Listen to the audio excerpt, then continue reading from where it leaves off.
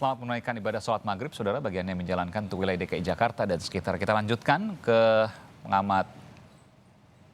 pengamat hukum dan keamanan, Prof. Muradi dari Universitas Padjadjaran Bandung. Prof, saya sebutkan tadi sebelum nanti kita gali lagi soal motif yang Anda katakan sebagai dugaan. Tapi kalau dugaan tentu Anda harusnya tidak menyampaikan ke media karena bisa jadi iya, bisa jadi enggak. Tapi kalau Anda menyampaikan ke media, asumsi saya, Anda punya bukti yang lengkap dan valid, betul ya?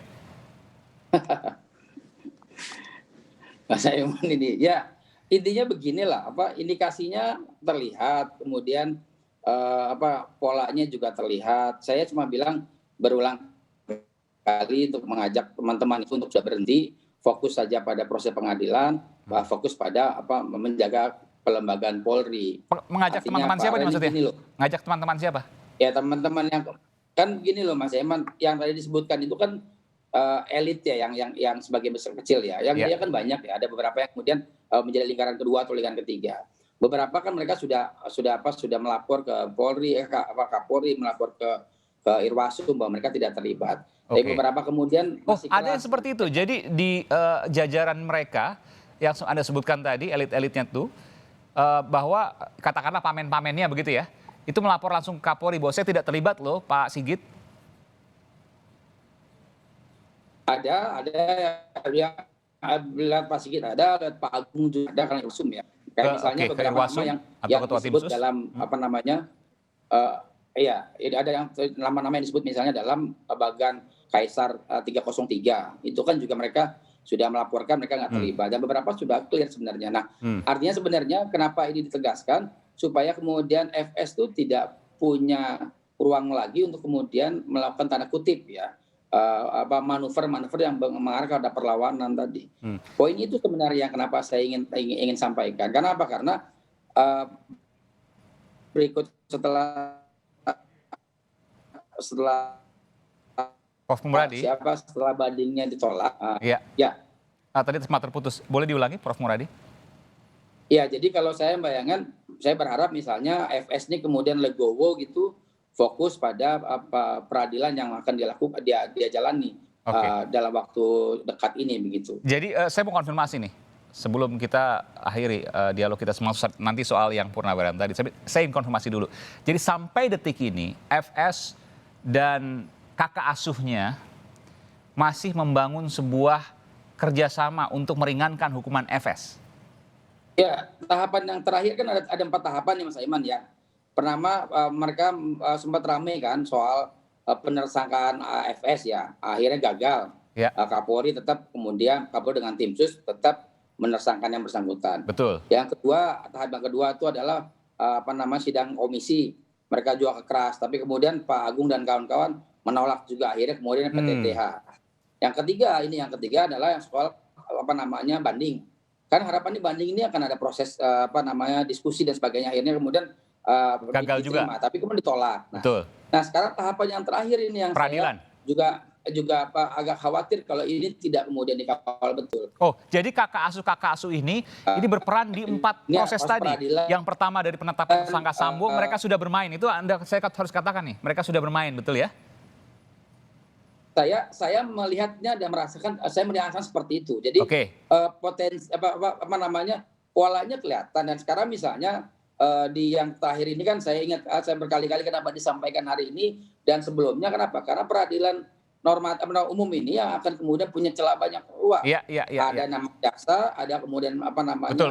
Sebelum sana. Jadi mulai dari penetapan tersangka Sambo, mereka sudah bermain, gagal. Sambo tetapkan tersangka. Mulai dari sidang etik, betul ya? Tersangka dulu. Penersangkaan ini kan ramai nih Mas Aiman. Ini dulu Kapolri juga goyang ya, karena betul. Dan agak lama untuk penetapan tersangka kan. Itu saat pertama gagal ya. Yang kedua sidang komisi etik. Sidang komisi etik. Baik. Ya, ini kan ketuanya tim sus Pak Irwasum, Pak Agung Budi Marioto, betul, Komisaris Jenderal Polisi. Ini juga yang kemudian betul. Ini kemudian gagal di PTDH. Mau diintervensi lagi, sidang etik gagal, ya kan? Kemudian dilakukan. Lalu kemudian Persis, dan pemberhentian kemudian, PTDH. kemudian ditolak oleh oleh tim khusus. Iya, Persis. PTDH. Nah, yang PTDH ketiga juga tadi kemudian banding. diintervensi Nah, lagi. tiga itu kan sudah lolos nih Mas Ahmad. Nah, ini kan tiga ini sudah lolos nih. Tiga-tiganya udah sesuai dengan harapan publik ya, Ya. dan harapan presiden ya, katakan gitu loh. Nah, yang terakhir ini yang saya kira juga perlu penting untuk dikawal supaya kemudian peran kakak asuhnya makin nggak ada. Karena Proses kalau tidak peradilan. ini akan persis karena ada Aduh sayang sekali nih, apa namanya, ada unsur paksa dan unsur internet Anda hakim. nggak lancar, jadi Anda terputus-putus. Tapi saya ingin tanya, proses peradilan itu yang dilakukan oleh mereka ini, saya nggak tahu namanya siapa dan lain sebagainya. Meskipun tadi sempat disebutkan, tapi kemudian beberapa sudah clear, tinggal kemudian ada beberapa pendalaman. Bahwa mereka mencoba untuk mendekati jaksa dan juga mungkin hakim nanti. Ya, dugaan saya ke arah sana Mas Aiman. Untuk mengurangi hukuman, kan hukumannya maksimal nih, hukuman mati. Betul. Kalau saya bilang dari awal, ini bahkan ada yang kemudian misalnya berupaya untuk kemudian meringankan sama sekali, misalnya hanya 5 mungkin 10 tahun begitu. Dan saya kira ini juga harus dikawal betul. Artinya saya ingin berharap kebesaran hati dari teman-teman tema kakak asuh tadi untuk kemudian membiarkan prosesnya supaya apa? Supaya polisi jadi lebih baik. Ini kan polisi diganggu, maksudnya terganggu dengan manuver per orang yang kasus personal. Baik, ini yang saya kira perlu juga diluruskan betul oleh kita semua gitu. Jadi mereka mencoba untuk mempengaruhi di internal kepolisian gagal semua. Pak Kapolri, Jenderal Polisi Listio Sigit dan Irwasum, Komisaris Jenderal Polisi Agung Budi Marioto tidak mengindahkan keinginan-keinginan mereka, kan begitu ya? Kelihatannya begitu Mas Aiman. Baik. Jadi sekarang itu tahapan berikutnya tadi tahapan untuk peradilan umum ya. Mudah-mudahan kita bisa mengawal ini benar.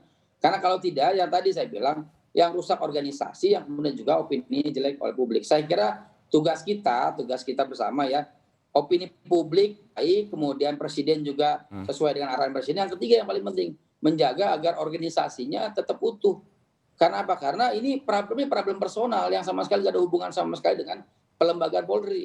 Itu yang saya kira kenapa kemudian saya terbingung-bingung sebenarnya langkah dan manuvernya sampai kemudian pada akhirnya membuat orang dalam arti misalnya membela satu orang untuk kepentingan untuk kepentingan kelompok ini, padahal jauh lebih besar adalah kepentingan organisasi. Institusi, betul.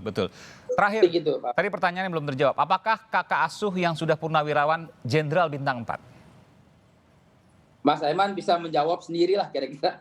Jadi paling tidak kan saya sudah kasih clue bahwa memang yang bersangkutan ini yang memuluskan jalan karir dari FS seperti itu. Oke, Anda tidak membantah, tapi Anda juga tidak mengiyakan. Jadi kalau saya asumsikan, pertanyaan saya benar. Pertanyaan saya jawabannya adalah iya. Baiklah. Baik, terima kasih Bung Profesor Muradi, pengamat hukum dan keamanan dari Universitas Padjadjaran Bandung. Terima kasih, selamat malam, sehat selalu. Malam, Mas.